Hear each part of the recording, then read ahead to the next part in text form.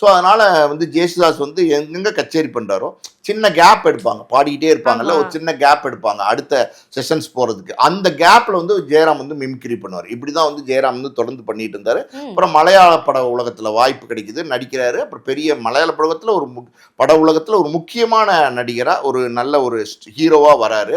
So இங்கதான் ரொம்ப முக்கியம். தமிழ் திரையுலகத்துல ஜெயராம் எப்படி தெரியும் அப்படின்னா, பல மலையாள நடிகர்கள் மம்முட்டி உட்பட, மோகன்லால் உட்பட பல படங்கள்ல வந்து தமிழ் படங்கள்ல நடிச்சு பார்த்துருக்காங்க. மம்முட்டியே நீங்க எடுத்துக்கிட்டீங்கன்னா மர்மலட்சின்னு ஒரு படம் நடிச்சாரு, தளபதினு ஒரு படம் நடிச்சாரு. ஆனா தமிழ் திரை உலகத்துல ஒரு முக்கியமான இடத்தை அவரால் தக்க வச்சுக்க முடியல. மலையாளத்துல சூப்பர் ஸ்டார், ஆனா தமிழ்ல தக்க வச்சுக்க முடியல.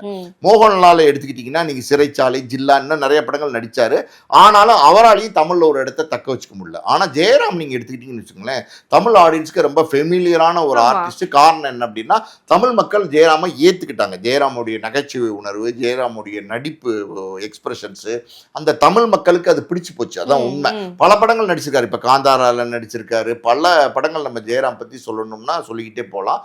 அந்த வகையில வந்து தமிழ் மக்கள் நல்லா அறிஞ்ச ஜெயராம் இப்போ வந்து பாத்தீங்கன்னா நம்ம சென்னையில தான் வந்து அவருடைய வீடு, சென்னையில தான் வந்து அவர் குடியிருக்கிறாரு. அவருடைய மகன் காளிதாஸ் ஜெயராம், அவர் வந்து பாத்தீங்கன்னா பொள்ளாச்சியில இருக்கிற ஒரு பெரிய வந்து ஜமீன்தாருடைய பொண்ணை தான் மேரேஜ் பண்ணியிருக்காரு. அவங்களும் ஒரு தமிழர் தான்.